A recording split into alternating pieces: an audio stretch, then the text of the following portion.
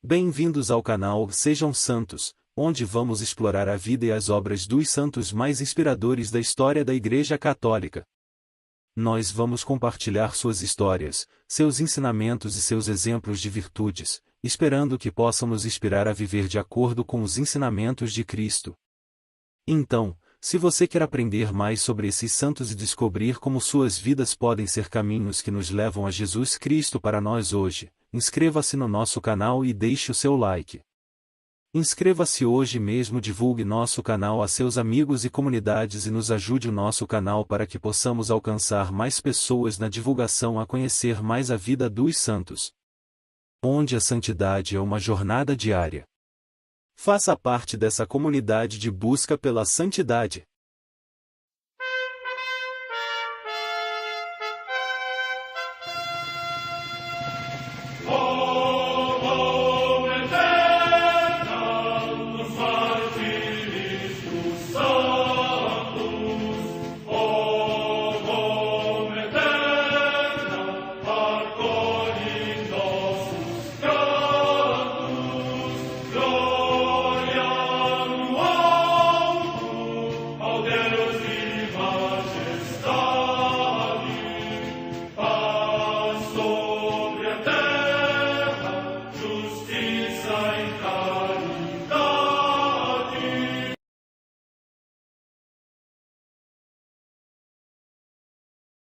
Ler a vida dos santos desperta em nós o desejo de seguir a Cristo.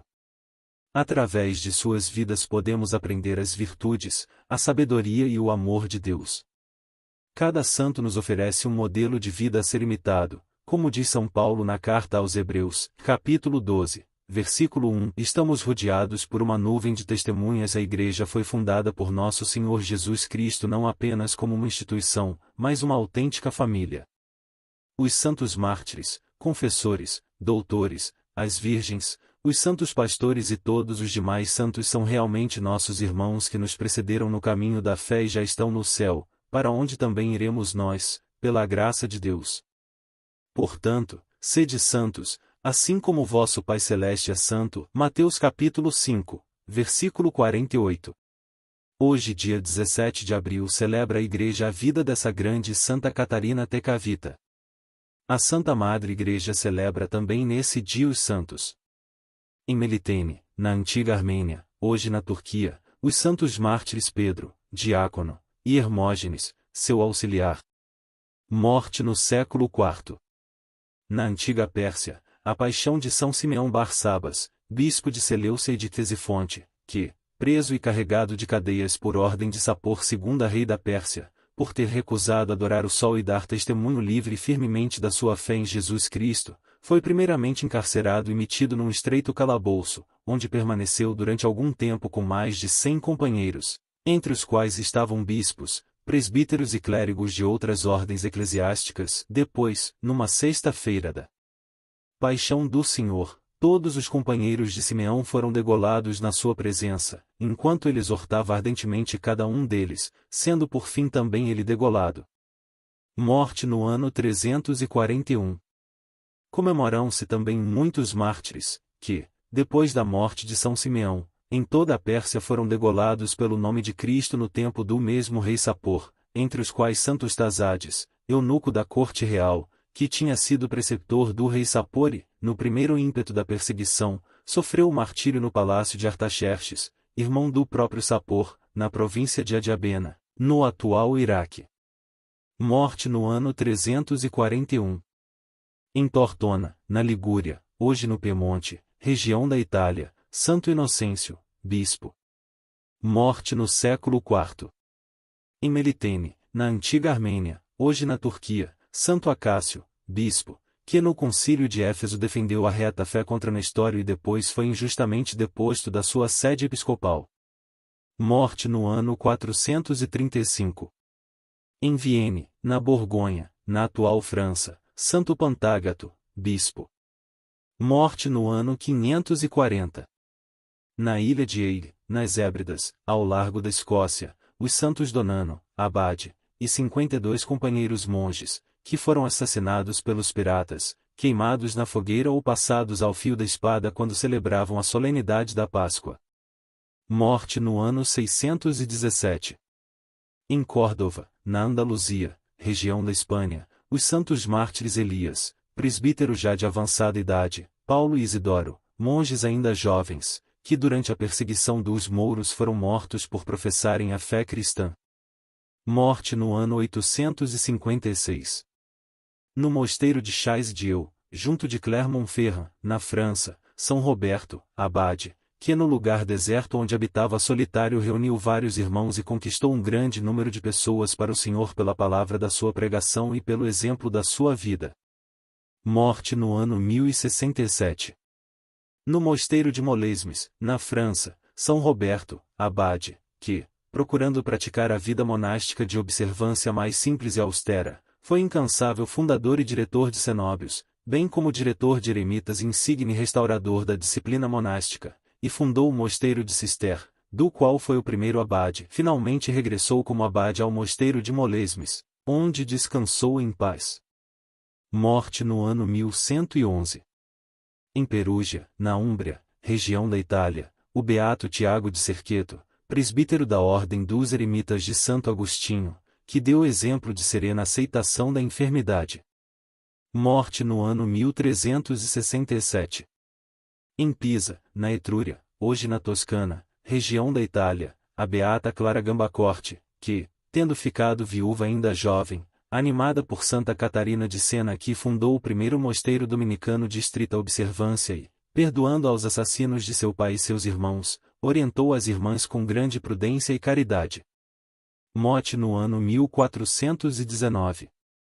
Em Madrid, na Espanha, a beata Mariana de Jesus, Mariana Navarro de Guevara, virgem, que, vencendo a oposição do pai, tomou o hábito da Ordem de Nossa Senhora das Mercês e ofereceu as suas orações e penitências especialmente pelos mais necessitados e aflitos. Morte no ano 1624. Em Londres, na Inglaterra, o beato Paulo de Santa Madalena, Henrique Helff, presbítero da Ordem dos Frades Menores e mártir, que, no reinado de Carlos I, foi condenado à morte em Tibur por causa da sua condição de sacerdote. Morte no ano 1643. Um exemplo da liberalidade de Deus para com aqueles que não põem obstáculos à graça divina. Sua vida prova como a graça operou maravilhas na floresta norte-americana. Cateri, eu te batizo em nome do Pai, do Filho e do Espírito Santo, disse pausadamente o missionário, enquanto derramava água purificadora sobre a cabeça de uma jovem índia norte-americana de 19 anos, até então chamada Tecavita. Num gesto de gratidão e admiração, ela cobriu a face com as mãos. Assim foi ela recebida na Santa Igreja Católica, com o nome de Cateri ou Catarina. Foi uma cerimônia singela, como singela era a alma da recém-batizada. Contudo, o oficiante, um missionário jesuíta francês, emocionou-se. Foi o momento mais feliz de meu ministério, recordaria ele anos mais tarde. O que encheu tanto de admiração esse sacerdote? O que transformou essa filha de uma feroz nação indígena numa brilhante estrela do firmamento da Igreja? A resposta se resume nesta única palavra: e graça. Catarina é um exemplo da liberalidade de Deus para com aqueles que não põem obstáculos à graça divina. Sua vida prova como a graça operou maravilhas na floresta norte-americana antes mesmo de ali se firmar a influência da civilização europeia. À procura do belo, numa infância atribulada. Ela nasceu em abril de 1656, num aldeamento localizado no atual estado de Nova York. Seu pai era um chefe dos Mohawk, um dos 5 ramos em que então se dividiam os iroqueses, hostis à presença de missionários na região. Sua mãe pertencia a uma tribo mais pacífica e era cristã, mas, sendo prisioneira de guerra desde a infância, via-se reduzida a praticar a fé no isolamento e em segredo. Mesmo nessas condições adversas, ela nunca esqueceu as verdades fundamentais do catolicismo e plantou as sementes da fé na alma de sua filha. Aos 4 anos Tecavita perdeu seus pais e seu irmão menor, vítimas de uma epidemia de varíola. Ela escapou com vida, mais enfraquecida, com cicatrizes e quase cega. Muito pior do que isso, a morte da mãe significava a perda do vínculo vivo com o cristianismo. Órfã, ela passou a viver com parentes, recuperando uma relativa boa saúde. Contudo, a vida na tribo em nada favorecia a prática da virtude. Mais do que as demais nações iroquesas, os Mohawk mostravam-se ferozes na guerra e frequentemente cruéis na vitória. O canibalismo não lhes era desconhecido, e os costumes rudimentares e abomináveis se agravavam pela prática de cultos demoníacos. Apesar de todas essas circunstâncias adversas, os ensinamentos e o exemplo da falecida mãe fizeram germinar na suave e silenciosa alma de Tecavita uma certa retidão e um anelo de ordem e beleza. Fugindo das orgias pagãs nos grandes festivais, ela se recolhia à solidão. Facilmente se encantava com as belezas da natureza, por exemplo, com as lindas ninféias brancas que flutuavam na superfície da água. Eles simbolizavam algo que ela, embora sem saber explicitar, admirava e anelava no mais profundo da alma. Primeiro encontro com os missionários. Aos 11 anos, um acontecimento a marcou profundamente. 3 sacerdotes jesuítas chegaram à aldeia e foram hospedados na habitação do chefe, tutor de Tecavita. Segundo a lei da hospitalidade em vigor entre os índios, os viajantes deviam ser bem recebidos, mesmo persistindo as hostilidades entre franceses e iroqueses, e os missionários, por sua vez, implicitamente se comprometiam a não evangelizar ninguém da tribo. A menina encontrou-se, assim, na feliz circunstância de servir a refeição aos hóspedes. Nunca antes ela tinha visto um europeu. Timidamente, ofereceu a um dos 3 uma posta de carne de cachorro ainda gotejante de sangue. Ele aceitou e disse-lhe com bondade: "E muito obrigado, minha filha, e que Deus te abençoe." Os 3 sacerdotes fizeram o sinal da cruz e as orações de costume, antes de iniciar a refeição. Nos dias seguintes, discretamente, para não incorrer na ira de seus parentes, ela observava admirada a dignidade desses ministros de Deus no trabalho, na oração e na conversa. Desejava muito tocar o crucifixo que eles levavam nas visitas aos doentes. Em segredo, tentava fazer o sinal da cruz e do fundo de sua alma brotava uma ardente prece: "Ó Deus, ajudai-me a vos conhecer e amar." Primeira índia a fazer voto de virgindade. O tempo passava, e essa graça frutificava na alma da inocente jovem. Sua humilde existência era marcada pelo serviço dócil à família que lhe deu acolhimento, trabalhos manuais, nos quais ela revelava excelente habilidade, cuidado dos doentes e idosos da aldeia. As crianças especialmente eram atraídas por sua afetuosa personalidade. À sua maneira, ela dispensava tanto tempo quanto possível à contemplação. Sua alma tinha sede de Deus, e essa sede não fez senão crescer ao longo de sua curta vida. Assim chegou Catarina aos 17 anos de idade. Segundo as tradições dos iroqueses, para ela só havia um caminho, o de casar-se com algum guerreiro da tribo. Competia aos parentes a escolha do noivo, problema, aliás, fácil de resolver em se tratando da família de um cacique. Organizou-se para isto uma festa, para a qual foram convidados um valente guerreiro e seus familiares. Tecavita ficou encarregada de preparar os pratos de costume e, sem desconfiar de nada, aqueceu em vestir-se com os festivos trajes e ornamentos próprios à sua categoria de filha de cacique. Quando viu chegarem os convidados, ela ficou um tanto inquieta, mas só percebeu inteiramente o jogo na hora de servir ao jovem a refeição. Segundo o costume iroquês, o casamento se efetuava pelo simples fato de ela passar a seu noivo o prato tradicional na presença de ambas as famílias. Demonstrando uma firmeza de resolução geralmente oculta sob sua costumeira suavidade, lançou ao chão o tradicional prato e fugiu. Retornando horas mais tarde, depois da apressada partida dos hóspedes, ela teve de suportar a fúria dos parentes. Durante cerca de 1 ano, até esgotar-se sua saúde, ela foi tratada como escrava da família, que pretendia pela força quebrar sua vontade. Calmamente, ela deixou passar a tempestade, sofrendo em paz. Que se passou no coração dessa adolescente, que não era batizada e nunca ouvirá falar de virgindade, capaz de levá-la a recusar com tanta decisão o que hoje se chama um bom partido? A pergunta fica sem resposta. Pode-se, porém, conjeturar algo a partir do fato de que poucos anos depois ela, já cristã, foi a primeira índia a fazer voto formal de virgindade. A graça do batismo. Com jeito, os missionários jesuítas conseguiram estender seu trabalho de evangelização até mesmo aos terríveis iroqueses. A instrução catequética era dada a pequenos grupos na aldeia, mas a futura beata estava proibida de frequentá-la. Sempre desejosa de participar, ela ouvia os hinos à distância e secretamente examinava as pinturas dos missionários, depois de encerradas as pregações ao ar livre. Seu isolamento era penoso, mas finalmente Deus interveio. Certo dia, em suas rondas pela aldeia, um missionário passou diante da habitação do tio de Tecavita. Rezando em silêncio, ele pretendia continuar seu caminho, mas um impulso irresistível o fez entrar.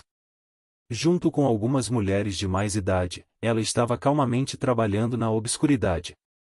Para ela, a entrada do sacerdote representou quase como uma visão, e foi uma oportunidade enviada por Deus. Abandonando sua habitual reserva, ela expôs-lhe suas lutas para praticar as virtudes e seus desejos de ser batizada. Profundamente tocado por ver a ação da graça nessa alma, o missionário se dispôs a dar-lhe assistência, mas advertiu-a das probabilidades de uma perseguição. Com toda sinceridade, a valente jovem pôde responder que já conhecia a perseguição e estava pronta para o sacrifício. Ele então providenciou sua instrução formal. Surpreendentemente, sua família não se opôs. Seu rápido progresso em assimilar as verdades da fé causou admiração aos missionários jesuítas. Pouco depois, em 18 de abril de 1676, ela recebeu a inapreciável graça do batismo. Novas provações. Foi uma imensa alegria, mas não o fim das provações. Na aldeia ainda de maioria pagã muitos tratavam cruelmente essa moça extraordinária e fervorosa cristã. Preocupados com sua segurança, os jesuítas prepararam sua fuga para uma aldeia católica em Caughnawaga, perto de Montreal. Apesar da feroz perseguição de seu tutor, Catarina lá chegou levando nada mais que um cobertor e uma carta para o padre superior dessa aldeia. Catarina Tecavita vai agora juntar-se à sua comunidade. Dê-lhe guia e direção espiritual e o Senhor logo perceberá que joia nós lhe enviamos. Sua alma está muito próxima de Deus Nosso Senhor. Na aldeia católica ela estava finalmente livre para praticar sua fé, assistir à missa diária e, enfim, expandir seus desejos de perfeição. Mas aqui também não lhe faltaram sofrimentos. Algumas pessoas, não tomando em conta a pureza de vida e a santidade dessa heróica jovem, sugeriram-lhe ásperas penitências em reparação por pecados passados. Ela quase perdeu totalmente sua frágil saúde com as severas austeridades às quais se submeteu, afligindo-se por pecados que nunca lhe tinham sequer passado pela cabeça. Outras pessoas, mal orientadas, murmuravam a respeito de suas ausências durante as horas de recreação. Uma nuvem de suspeita desceu sobre ela, estendendo-se ao sacerdote que dirigia sua alma. Uma tosca cruz gravada num tronco de árvore, e o espaço muito pesado em torno dela, serviram de eloquentes testemunhas para justificar suas ausências e restaurar seu bom nome. Esta provação, contudo, partida da comunidade cristã, foi para ela especialmente dolorosa. Partida para o céu. Aos poucos, os habitantes da aldeia começaram a perceber sua santidade e a considerá-la com respeito e admiração. Catarina só pode ser encontrada em seu caminho para a igreja, para os pobres e para os campos, diziam eles. Até mesmo os franceses habitantes de uma aldeia próxima não escondiam sua admiração por aquela garota índia que vive como uma freira, assim a qualificavam. Embora reservada, Catarina se apresentava sempre bem disposta e alegre com todos, e diligente no serviço aos idosos e doentes. As tribulações e as austeridades de sua vida em breve acabaram com sua saúde. Com alegria sobrenatural sentiu ela aproximar-se o seu fim. Durante a quaresma de 1680, alguém lhe perguntou o que ofereceria a Jesus. Eu entreguei minha alma a Jesus no Santíssimo Sacramento, e meu corpo a Jesus na cruz, confidenciou ela com candura. reverentemente e sem ostentação, ela preparou-se para receber os últimos sacramentos. Tendo distribuído suas poucas posses aos pobres, ela aceitou com gratidão o presente de um novo traje para receber Nosso Senhor sacramentado com o maior respeito. Não apenas os jovens, mas a aldeia inteira chorava essa inevitável perda. Sentindo que a vida ia abandonando, disse ela tranquilamente: Jesus, eu vos amo. Sempre que repetia o doce nome de Jesus, as marcas de sofrimento em sua face mudavam para uma expressão de alegria. Assim entregou ela a Deus sua casta alma no dia 17 de abril de 1680, aos 24 anos de idade. Milagre comovente. Várias pessoas presentes testemunharam um notável milagre que teve lugar poucos minutos depois da morte de Catarina. Sua face, até então marcada pelas cicatrizes da doença e pelos sofrimentos, tornou-se suave, de frescor infantil e incrivelmente bela. A ponta de um sorriso iluminou seu radiante semblante. Todos os circunstantes se mostravam surpresos. Até mesmo os duros guerreiros índios comoveram-se até as lágrimas à vista deste lindo fato. Com este semblante milagroso, desceu à sepultura. Quebrando os costumes indígenas, ela foi enterrada em um caixão e, assim, seus preciosos restos mortais puderam ser facilmente preservados. Em 22 de junho de 1980, o Papa João Paulo II a proclamou bem-aventurada. É a primeira índia norte-americana a receber essa glória. Em 18 de fevereiro de 2012, o Papa Bento XVI anunciou na Basílica de São Pedro a sua canonização em 21 de outubro de 2012. Padroeira. Ao lado de São Francisco de Assis, a bem-aventurada Catarina Tecavita foi honrada pela Igreja com o título de padroeira da ecologia e do meio ambiente. Oração. Concedei-nos, Senhor, o dom de vos conhecer e amar sobre todas as coisas, a exemplo da vossa serva Santa Catarina Tecavita, para que, servindo-vos com sinceridade de coração, possamos agradar-vos com a nossa fé e as nossas obras. Por nosso Senhor Jesus Cristo, na unidade do Espírito Santo. Amém. Santa Catarina Tecavita, rogai por nós.